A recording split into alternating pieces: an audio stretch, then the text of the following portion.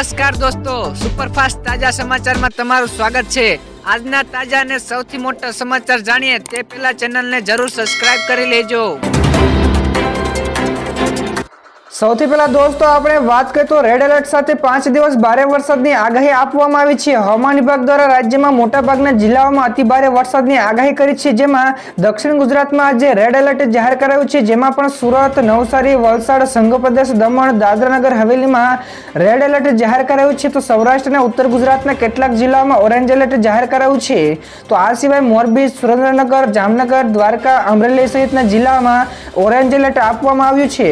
તો દોસ્તો તમારા વિસ્તારમાં પણ હજુ પણ વરસાદની જરૂર છે કે નહીં, ફટાફટ નીચે અમને કોમેન્ટમાં જણાવજો।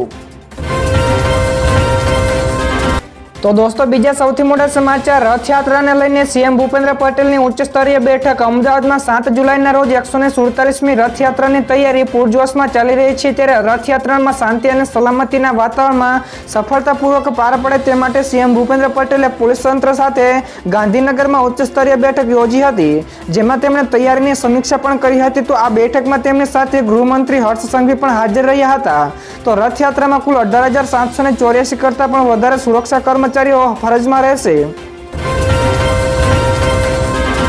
આગળ દોસ્તો વધુ એક સૌથી મોટા સમાચાર મળ્યા છે। પ્રવાસન ક્ષેત્રમાં ગુજરાતનો વાગ્યો ડંકો। તો રાજ્યના પ્રસિદ્ધ પ્રવાસન સ્થળોની 1.35 કરોડથી વધારે પ્રવાસીઓએ મુલાકાત લીધી છે। તો ગત વર્ષની સરખામણીએ આ વર્ષે મુલાકાતીઓની સંખ્યામાં 17% જેટલો વધારો થયો છે। તો એસઓયુ એટલે કે statue of unity, Atal bridge, riverfront, flower park, Kankaria તળાવમાં પ્રવાસીઓ ઉમટ્યા હતા, ત્યારે અમદાવાદમાં મેટ્રો રેલવેનો આનંદ લેવા માટે પણ બહોળી સંખ્યામાં લોકો પહોંચ્યા હતા। તો ખુશ્બુ ગુજરાતી માણવા આવતા પ્રવાસીઓમાં હેરિટેજ શહેર અમદાવાદ સૌથી પસંદગીનું શહેર બન્યું છે।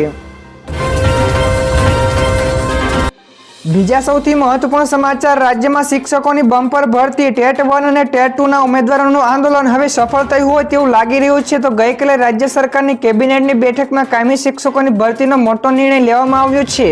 તો કુલ 24,700 જગ્યાઓ પર ભરતી જાહેરાત કરાશે તેવા સમાચાર મળ્યા છે, જે અંગે રાજ્ય સરકાર દ્વારા સત્તાવાર જાહેરાત કરાશે। તો ટૂંક સમયમાં જ આ માટેનું નવું નોટિફિકેશન પણ પ્રસિદ્ધ થઈ શકે છે। તો આ સિવાય અન્ય માધ્યમોની પણ ભરતીના નિર્ણય પણ લેવાઈ શકે છે। આગળ દોસ્તો વધુ એક સૌથી મહત્વપૂર્ણ સમાચાર મળ્યા છે। પીએમ મોદીએ રાજ્યસભામાં કરી 6 મોટી વાતો। તો તેની એક પછી એક વાત કરીએ તો મણિપુરમાં સ્થિતિ સામાન્ય બનવાના પ્રયાસો કરવામાં આવી રહ્યા છે। યુવાનોના ભવિષ્ય સાથે રમત કરનારાઓને કડકમાં કડક સજા થવી જોઈએ અને કાર્યવાહી પણ થઈ રહી છે। તો આ સિવાય કોઈ ભ્રષ્ટાચારી બચશે નહીં અને એ મોદીની ગેરંટી છે। તો આ સિવાય અમે 5 વર્ષમાં ઉત્તર પૂર્વમાં જે કામ કર્યું છે તે કામ કોંગ્રેસને 20 વર્ષ લાગ્યા હશે।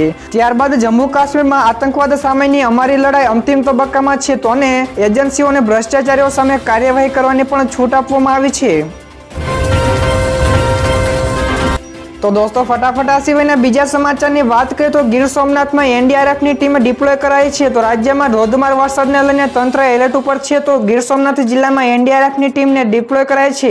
તો રાજ્યમાં એનડીઆરએફની કુલ 10 ટીમોને ડિપ્લોય કરાઈ છે, જેમાં નર્મદા, કચ્છ, રાજકોટમાં એનડીઆરએફની ટીમ સ્ટેન્ડ બાય છે। તો તેમજ વલસાડ, દ્વારકા, ગીર સોમનાથમાં પણ ટીમ તૈનાત કરાઈ છે। તો આ ઉપરાંત ભાવનગર, અમરેલી, સુરતમાં પણ એનડીઆરએફની ટીમને તૈનાત કરવામાં આવી છે। તો દક્ષિણ ગુજરાતમાં છેલ્લા 3 દિવસથી સતત વરસાદી માહોલ છે।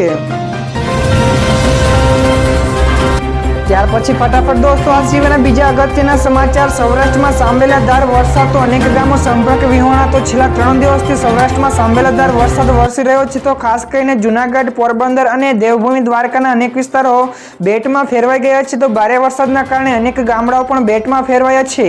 તો એવા ઘણા બધા ગામડાઓ છે જે સંપર્ક વિહોણા પણ બન્યા છે। તો માત્ર ઘેડ પંથકમાં જ 22 જેટલા ગામડાઓ સંપર્ક વિહોણા બન્યા છે। તો આ ગામડાઓને જોડતા રસ્તાઓ પર પાણીમાં ગરકાવ થઈ ગયા છે। ત્યારબાદના દોસ્તો બીજા સૌથી મહત્વપૂર્ણ સમાચાર, દેશના આ 10 રાજ્યો કોરા ધાકોર। જ્યાં દર્શક મિત્રો દેશમાં ચોમાસાના આગમને 1 મહિનો પૂરો થઈ ચૂક્યો છતાં પણ દેશના 10 રાજ્યોમાં મેઘમહેર જોવા મળી નથી। તો જૂન મહિનામાં દર વર્ષની સરખામણીએ 11% ઓછો વરસાદ નોંધાયો છે। તો જૂન મહિનામાં ઉત્તર પૂર્વના 3 રાજ્યોમાં વરસાદની અછત જોવા મળી છે, જેમાં નાગાલેન્ડ, મણિપુર અને મિઝોરમમાં સામાન્યથી ઓછો વરસાદ નોંધાયો છે, જ્યારે સિક્કિમ, અરુણાચલ પ્રદેશ અને આસામ અને ત્રિપુરામાં સામાન્ય વરસાદ થયો છે। તો દોસ્તો ત્યાર પછીના બીજા સૌથી મોટા સમાચાર વેધર વોચ કમિટીની બેઠક, જ્યાં દર્શક મિત્રો ગુજરાતમાં ભારે વરસાદની આગાહીના પગલે વેધર વોચ કમિટીની બેઠક યોજાઈ હતી. તો વેધર વોચ કમિટીની બેઠકમાં એનડીઆરએફ, સેનાને 3 પાંખો, કોસ્ટગાર્ડ સહિતની એજન્સીઓના અધિકારીઓ ઉપસ્થિત રહ્યા હતા. તો રાજ્યમાં ચોમાસાનો માહોલ બરાબર જામ્યો છે. તો જિલ્લા તંત્રને પણ એલર્ટ રહેવાની સૂચનાઓ આપવામાં આવી છે. તો રાજ્યમાં ભારે વરસાદની સ્થિતિની પણ સમીક્ષા કરવામાં આવી હતી. તો દોસ્તો ત્યારબાદના બીજા સમાચાર શેર માર્કેટ વિશે પણ મળ્યા છે. તો ગઈકાલે શેરબજાર રોકેટ બન્યું હતું. તો બેંક નિફ્ટીએ રેકોર્ડ બનાવ્યો. તો શેરબજારમાં ગઈકાલે ભયંકર તેજી જોવા મળી. તો પહેલીવાર સેન્સેક્સ 80,000ને પાર પહોંચ્યો. તો નિફ્ટી અને બેંક નિફ્ટીએ પણ ગઈકાલે નવો રેકોર્ડ બનાવ્યો હતો, જ્યારે નિફ્ટી 24,307ની ઓલ ટાઈમ હાઈ સપાટીએ પહોંચી ગયો હતો, જ્યારે બેંક નિફ્ટી ગઈકાલે 53,256 પહોંચીને રેકોર્ડ બનાવ્યો હતો. તો બજારમાં ગઈકાલની તેજી પાછળ સૌથી મોટું યોગદાન એચડીએફસી બેંકનું રહ્યું હતું. તો દોસ્તો ત્યારબાદના બીજા સૌથી મોટા સમાચાર, ગાંધીનગરમાં ભાજપ અને કોંગ્રેસના કાર્યકરો સામસામે, જ્યાં દર્શક મિત્રો રાહુલ ગાંધી દ્વારા આપવામાં આવેલા નિવેદનને લઈને હિન્દુ સમાજમાં ભારે રોષ જોવા મળી રહ્યો છે. ત્યારે ભાજપ દ્વારા કોંગ્રેસ કાર્યાલયોમાં વિરોધ કરવા આવી રહ્યો છે. જ્યારે ગઈકાલે ગાંધીનગર સેક્ટર 22 ખાતે કોંગ્રેસના કાર્યાલયે વિરોધ કરવા ગયેલા ભાજપ અને કોંગ્રેસના કાર્યકરો સામસામે આવી ગયા હતા. જોકે પોલીસ વચ્ચે ઊભા રહીને મોટા ઘર્ષણને ટાળી દીધું હતું. તો દોસ્તો ત્યાર પછીના બીજા સૌથી મહત્વપૂર્ણ સમાચાર સામે આવ્યા છે. ગઈકાલથી જીઓ અને એરટેલના રિચાર્જના ભાવમાં થયો વધારો. તો ગઈકાલે જીઓ અને એરટેલના રિચાર્જ 25% મોંઘા થઈ ગયા છે. તો બંને કંપનીઓએ 27 અને 28 જૂને ટેરિફ રેટમાં વધારો કરવાની જાહેરાત કરી છે. ત્યારબાદ વધેલી કિંમતો ગઈકાલથી લાગુ થઈ ગઈ છે. તો જીઓનો 239 રૂપિયાનો 28 દિવસનો પ્લાન 60 રૂપિયાનો વધારો થઈને 299 થઈ ગયો છે, જ્યારે